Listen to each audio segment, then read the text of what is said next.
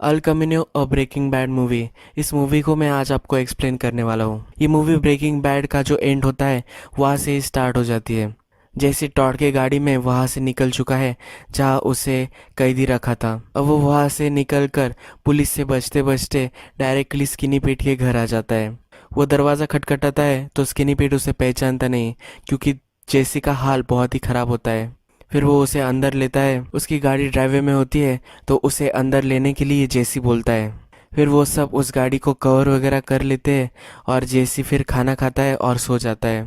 Badger और skinny पीट news देख रहे होते हैं। उन्हें पता चलता है कि किस तरह से वॉल्टर ने एक मशीन गन से सब लोगों को मार दिया। जेसी की स्टोरी भी उन्हें पता चलती है कि उसे कैदी रखा था और उससे काम करवाते थे। जेसी जब उठता है तो उसे लगता है कि अभी भी वो केज में है, क्योंकि जो कर्टन्स होते हैं वो केज की तरह उसे लग रहे होते हैं। तो डर के उठता है और बैजर और स्किनी पीट पर वो गन रखता है। फिर वो अपने होश संभालता है। फिर बैजर और स्किनी पीट उसे बोलते हैं कि तुम्हें अब नहा वगैरह लेना चाहिए। उसे कपड़े वगैरह देते हैं और फिर जेसी नहाता है। नहाते वक्त जब वो टॉड के साथ था तो उसकी याद आती है। उसे वो पाइप के प्रेशर में नहलाते थे, उस पर बहुत सारे जुल्म उन्होंने किए होते हैं, तो ये सब उसे याद आता है। जेसी फिर शेविंग वगैरह कर कर फिर से पहले जैसा हो जाता है। स्किनी पीट उससे पूछता है कि क्या अब तुम्हारे पास कोई प्लान है। जेसी बोलता है कि हाँ, मेरे पास एक प्लान है। फिर वो स्क्रैप यार्ड वाले को कॉल करता है। उसने जेसी की वैन स्क्रैप की होती है और एविडेंस मिटाने के लिए उसने एक जो मैग्नेट बनाया था, ये वही आदमी होता है। ये वहाँ आता है और गाड़ी को देखता है। वो गाड़ी को ले जाने वाला होता है। वो बोलता है कि ये मैं फ्री में कर दूंगा, क्योंकि उसने टीवी पर देखा होता है कि जेसी के साथ क्या क्या हुआ था। जब वो गाड़ी के पास जाता है तभी गाड़ी में जो ट्रैकर होता है, जिससे पुलिस को पता चलता है कि गाड़ी कहाँ है, वो ऑन हो जाता है। वो फिर डर जाता है और फिर वहाँ से भाग जाता है। फिर स्किनी बिट बोलता है कि मैं तुम्हें हेल्प करूंगा। फिर स्किनी बिट बैजर को उसकी गाड़ी की चाबी दे देता है। वो बैजर जेसी की तरह ढूंढ कर कर स्किनी पीट की गाड़ी वो बॉर्डर के पास लेकर जाने वाला होता है। बैजर की गाड़ी जेसी को दे देते हैं और स्किनी पीट उसके ड्राइव में ही उस गाड़ी को रखता है जो जेसी ने लाई हुई होती है। यानी कि अगर पुलिस ढूंढेंगे तो स्किनी पीट की गाड़ी ढूंढेंगे। वो पुलिस को बताएगा कि जेसी उसकी गाड़ी लेकर चला गया है और फिर वो उस गाड़ी को ढूंढते रह जाएंगे और जेसी भाग सकता है। ये उसका प्लान होता है। जेसी जाते वक्त स्किनी पीट से सवाल पूछता है कि क्यों तुम मुझे इतनी हेल्प कर रहे हो। स्किनी पीट बोलता है कि तुम मेरे हीरो हो। फिर जेसी वहाँ से निकल जाता है। अभी भी पुलिस आसपास ही होती है और उनसे डर डर कर छिप छिप कर वो वहाँ से निकलता है। फिर उसे एक फ्लैशबैक याद आता है। वो केज में होता है और टॉड उससे मिलने आता है। टॉड उससे बोलता है कि मेरे अंकल और वो अब सब वीकेंड के लिए बाहर है, तो हम दोनों ही यहाँ रहने वाले हैं। इसलिए वो उसे ऊपर बुला लेता है। वो बोलता है अगर तुम बिहेव करोगे तो हम अच्छे से वीकेंड स्पेंड कर सकते हैं। मुझे कुछ काम है तो तुम्हें मुझे हेल्प करनी है। जेसी उसे बहुत ही डर्टी लगता है तो वो उसे बोलता है कि मुझे तुम्हें अच्छा साफ़ करना चाहिए। नेक्स्ट टाइम से मैं तुम्हें अच्छे से साफ़ करूँगा। फिर टॉड उसे अपने अपार्टमेंट में ले जाता है। टॉड की जो कार होती है उसका रूफटॉप उसे अकेले नहीं लग रहा होता, तो इसलिए वो जेसी की हेल्प लेता है। वो दोनों उसे उठाते हैं और उसके गाड़ी पर वो लगा देते हैं। जेसी बोलता है कि इसके लिए कि तुम्हें मेरी हेल्प चाहिए थी क्या। तो टॉड बोलता है कि हमें और एक काम है। फिर से प्रेजेंट में मूवी आती है और हमें दिखता है कि जेसी टॉड के अपार्टमेंट पर ही आ गया है। वो ऊपर जाता है और टॉड का अपार्टमेंट सील होता है। वहाँ टॉड का एक नेबर भी होता है। वो नेबर पहले आर्मी में होता था पर वो अब घर में ही रहता है, पर वो बहुत ही नोजी नेबर होता है, यानी कि वो सब जगह नज़र रखता है। तो जेसी उससे छुप छुप कर अंदर आ जाता है। फिर से फ्लैशबैक में हम आते हैं। जेसी उस नेबर को डोर होल से देख रहा होता है। टॉड भी उससे बात करता है और घर में आ जाता है। टॉड फिर उसे बोलता है कि अच्छा है कि उसने तुम्हें नहीं देखा, वरना मुझे उसे भी मारना पड़ता। टॉड उसके घर के बारे में बोलता है कि बहुत ही पेल लग रहा है। तो जैसी बोलता है कि हमें पेंट करना है क्या, इसलिए तुमने मुझे यहाँ बुलाया है। फिर टॉड उसे किचन में लेके जाता है। किचन में जैसे देखता है कि उसकी जो मेड होती है उसका मर्डर टॉड ने किया होता है और उसकी डेड बॉडी वहाँ पड़ी होती है। जैसी फिर उसे कारपेट में रोल करने के लिए हेल्प करता है। जैसी उससे पूछता है कि इसने क्या किया था। टॉड बोलता है कि इसने मेरे पैसों को ढूंढ लिया था। उसने अपने पैसे इंसाइक्लोपीडिया में रखे हुए होते हैं। हर अल्फ़ाबेट के उसके पास बुक्स होते हैं और हर बुक में उसने होल बनाकर उस पैसों को रखा हुआ होता है। फिर जेसी पूछता है कि क्या उसने तुम्हारे पैसे चुराए थे, तो वो बोलता है कि उसने मुझे कुछ भी नहीं किया था, पर उसने उसे ढूंढ लिए। और मेरे अंकल बोलते हैं कि किसी को भी तुम्हारे पैसे नहीं मिलने चाहिए, वो किसी को बता देती, इसलिए मैंने उसे मार दिया। इन्हीं पैसों को ढूंढने के लिए जेसी टॉड के अपार्टमेंट में आया हुआ होता है। टॉड ने बहुत ही केयरफुली उसे अब छिपाए होते हैं, यानी किसी को भी पता ना चले। फिर से प्रेजेंट में मूवी आती है और जेसी हमें पूरे अपार्टमेंट में ढूंढता हुआ दिखता है। वो बहुत सारी चीज़ों को ढूंढ रहा होता है, पर भी उसे कहीं नहीं मिल रहा होता। फिर वो खिड़की से देखता है कि नेबर के अपार्टमेंट में जो टीवी चल रहा होता है उस पर उसके पेरेंट्स आए हुए होते हैं। वो फिर टीवी ऑन करता है और सुनता है उसके पेरेंट्स उसे मैसेज दे रहे होते हैं कि तुम जहाँ भी हो तुम घर वापस आ जाओ। फिर से फ्लैशबैक में हमें दिखता है कि जैसे ऊपर से वो डेड बॉडी को फेंकता है। टॉड फिर उसकी गाड़ी में अल कमीनो में उस बॉडी को रखता है। जेसी को भी वही उस बॉडी के साथ सोकर जाना पड़ता है। फिर वो दोनों डेजर्ट में जाते हैं। वो डेजर्ट में वो गड्ढा खोदते हैं, जैसी कोई खोदना पड़ता है और वहाँ उसे गाड़ देते हैं। वो फिर बैठे हुए होते हैं और टॉड एक यूलॉजी देता है। फिर टॉड को एक सिगरेट चाहिए होती है, तो जेसी को बोलता है कि कार के कंपार्टमेंट में एक सिगरेट है, वो मुझे ला कर दो। पर वहाँ गन भी होती है। जेसी उस गन को उठा लेता है। टॉड डर जाता है, पर टॉड उसे बोलता है कि मुझे लगा था कि तुम बिहेव करने वाले हो, मैं तुम्हारे लिए एक पिज़्ज़ा भी लेने वाला था, तुम्हें कौन सा पिज़्ज़ा अच्छा लगता है। उसे वो कुत्ते की तरह ट्रीट करता है। जेसी का उतना करेज नहीं होता कि वो उसे मार सके, तो जेसी फिर वो गन उसे दे देता है।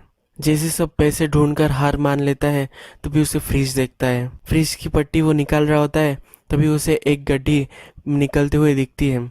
उसे अब पैसे मिल चुके होते हैं, पर तभी डोर खटखटाने का आवाज़ वह उसे आता है। उस डोर से दो पुलिस आते हैं। जैसे फिर से उस पैसों को कवर कर कर वही छिप जाता है। वो एक्चुअल में पुलिस नहीं होते, तो वो डिस्गाइज किए हुए दो बंदे होते हैं। वो पूरे घर को छान रहे होते हैं और जैसे वहाँ छिपा होता है तो एक उसे ढूंढ लेता है। तो जैसे उसे गन लगाता है और शांत रहने को बोलता है। जैसे को लग रहा होता है कि ये दो पुलिस ऑफिसर हैं, तो दूसरों को भी वहाँ बुलाता है। फिर वो दूसरा आदमी बोलता है कि अगर तुमने मेरे पार्टनर को मारा तो यहाँ बहुत सारे पुलिस ऑफिसर हैं, तुम कभी भी यहाँ से ज़िंदा नहीं बचोगे, तुम्हारे पास कोई भी चॉइस नहीं है। तो जैसी फिर सरेंडर करने के लिए राज़ी होता है, पर वो उसे एक प्लास्टिक के हैंडकप से बांधते हैं। जैसी पूछता है कि तुम्हारे पास एक्चुअल हैंडकप नहीं है क्या, तो उसे पता चलता है कि वो फेक पुलिस है। डोर पे फिर वही नेबर नॉक करता है। उसमें से एक आदमी जाता है और उससे पूछता है कि क्या हुआ।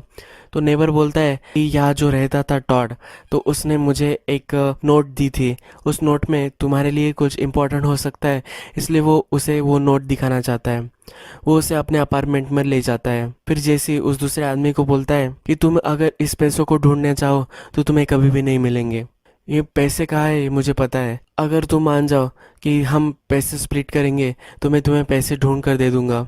फिर जैसे उन पैसों को ढूंढता है, एक प्लास्टिक बैग लेता है और उसमें वो रख रहा होता है। फिर वो आदमी बोलता है कि तुम्हें क्या लगता है कि तुम यहाँ से जिंदा चले जाओगे अगर तुमने पैसों को टच किया। जैसी बोलता है कि तुम्हें अगर मुझे मारना है तो तुम मार सकते हो, पर मैं पैसे लिए बिना यहाँ से नहीं जा रहा। तुमने अगर यहाँ गोली चलाई तो उस ओल्ड मैन को भी तुम्हें मारना पड़ेगा, यानी कि नेबर को भी उन्हें मारना पड़ेगा। पूरे बिल्डिंग में विटनेसेस भी तुम छोड़कर जा सकते हो, यानी कि तुम पकड़े जाओगे। ये इतना बड़ा रिस्क तुम नहीं ले सकते। फिर वो जेसी को पैसे लेने देता है। जेसी हाफ पैसे ले रहा होता है। वो बोलता है कि तुम 130 पैसे ले सकते हो। फिर वो दोनों नीचे आ जाते हैं। जैसे जब कार में बैठता है तब उसे दिखता है कि वो जो दो लोग हैं वो एक वेल्डिंग की गाड़ी में आए हुए होते हैं। वो उसे पहचान लेता है। वो आदमी उसे बोलता है कि मैं सोच ही रहा था कि तुम मुझे कब पहचानोगे, पर जैसे वहां से निकल जाता है। उसने वैक्यूम क्लीनर का पता निकाला होता है। ये वैक्यूम क्लीनर की जो शॉप होती है, ये वही शॉप होती है जहाँ का आदमी लोगों को गायब करता है, यानी कि न्यू आइडेंटिटी देकर वो दूसरे कंट्री में उन्हें लेकर जाता है। वॉल्टर और सॉल को इसने गायब होने में मदद की होती है। जेसी फिर उसकी वैन वहाँ बाहर देखता है। जेसी को पता चल जाता है कि यही वैक्यूम क्लीनर का शॉप है। फिर वो अंदर जाता है। वहाँ ऑलरेडी एक कस्टमर होती है। उस कस्टमर जाने का ही वो वेट करता है।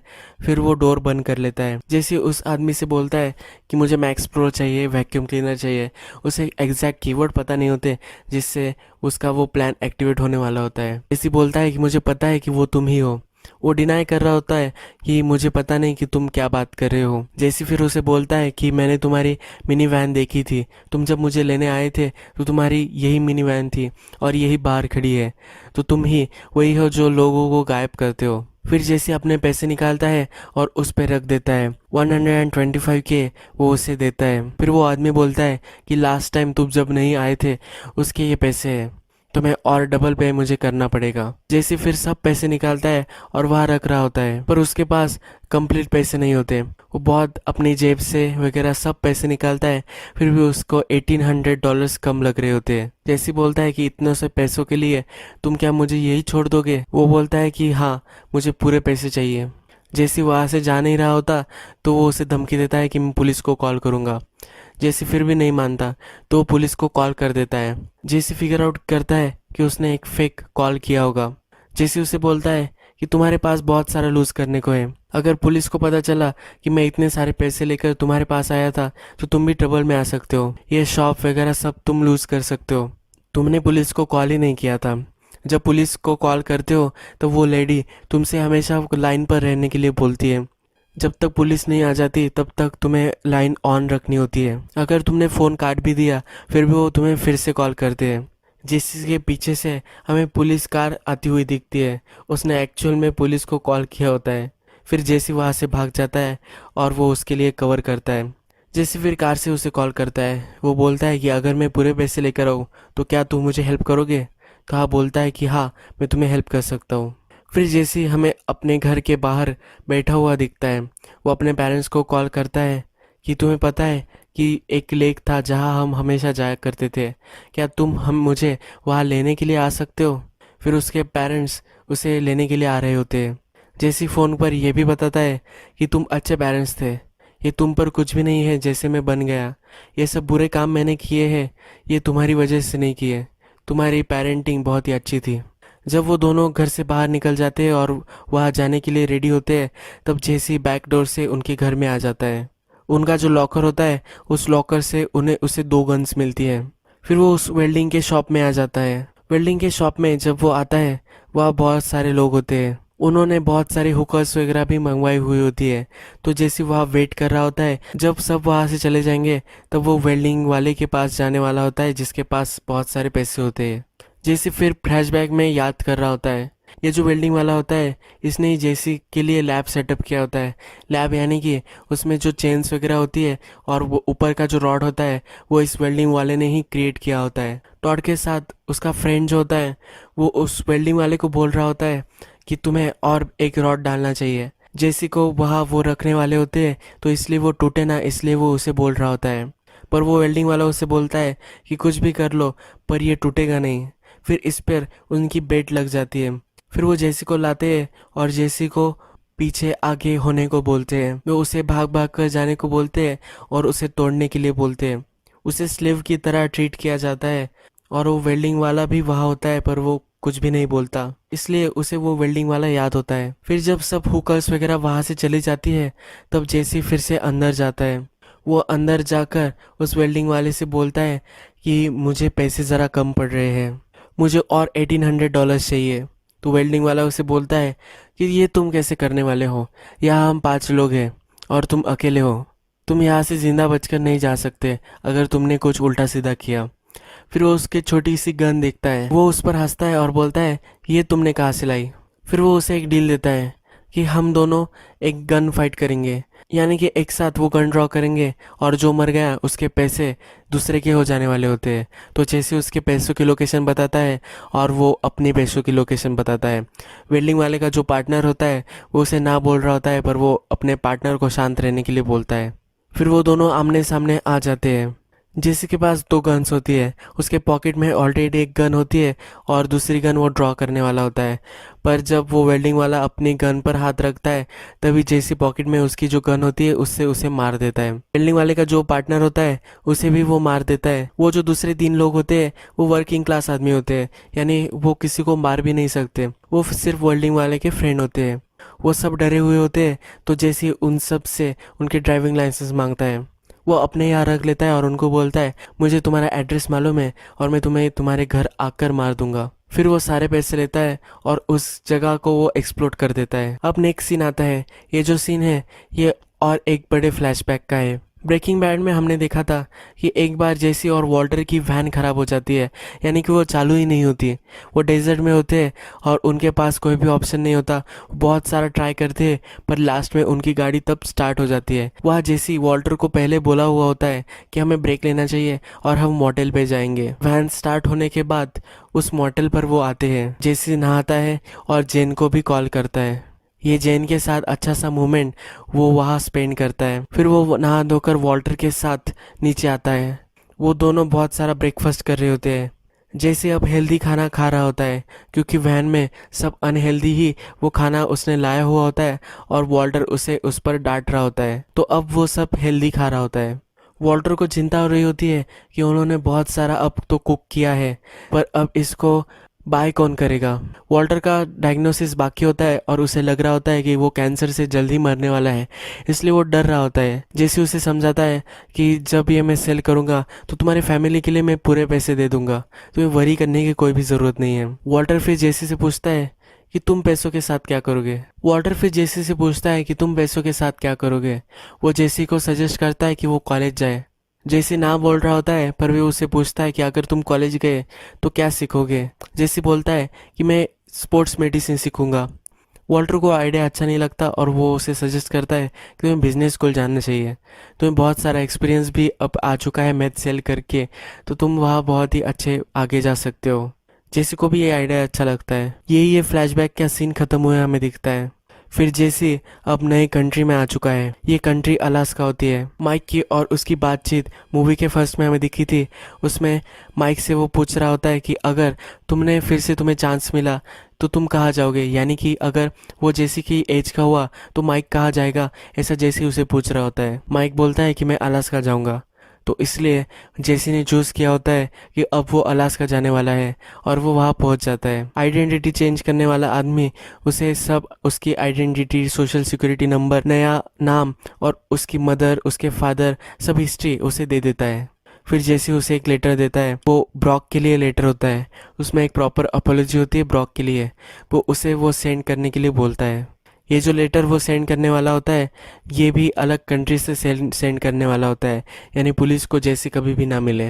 वो जेसी को बोलता है कि बहुत ही कम लोगों को अपनी लाइफ फिर से स्टार्ट करने का चांस मिलता है, तो तुम अब अच्छे से अपनी लाइफ जियो। फिर जेसी गाड़ी लेकर आगे हमें चलता हुआ दिखता है। फिर जेसी को याद आ रहा होता है जब वो गाड़ी में जेन के साथ होता है। वो जेन को बोल रहा होता है कि तुम जब बता रही थी कि तुम्हें यूनिवर्स जहाँ लेकर जाए वहाँ जाना चाहिए, वो बहुत ही अच्छा है। फिर नेक्स्ट सीन में हमें दिखता है कि जेन उसे बोल रही होती है कि मैंने जो तुम्हें बताया था कि यूनिवर्स तुम्हें जहाँ लेकर जाए तो वहाँ तुम्हें जाना चाहिए, ये बहुत ही घटिया सोच है। जेन उसे बोलती है कि मैंने हमेशा मेरी लाइफ में ऐसा ही किया है, पर इससे बहुत ही बैड डिसीजंस हम लेते हैं। हमें हमेशा हमारे खुद के डिसीजन लेने चाहिए। हमें हमारे डेस्टिनी खुद लिखनी चाहिए। तो अब जेसी अपनी डेस्टिनी खुद लिखने वाला होता है। फिर एक लॉन्ग शॉट आता है और अकेला ही वो अपना रास्ता बनाते हुए हमें दिखता है। जेसी पूरी लाइफ में बहुत सारे डिसीजन लोगों के मैनिपुलेशन में ही आकर कर रहा होता है। जेन भी उसे मैनिपुलेट करती है वॉल्टर के पैसे लेने के लिए। वॉल्टर भी उसे मैनिपुलेट करता है कुकिंग करने के लिए। पीयर प्रेशर्स या कुछ ऐसा हुआ होगा इसलिए उसने ड्रग्स का लत उसे लगी थी। तो बहुत सारी चीज़ें उसने बैड डिसीजंस अपने लाइफ में लिए होते हैं लोगों के कहने पर। तो अब अपना रास्ता वो खुद बना रहा है। इस मैसेज के साथ ये मूवी एंड हो जाती है।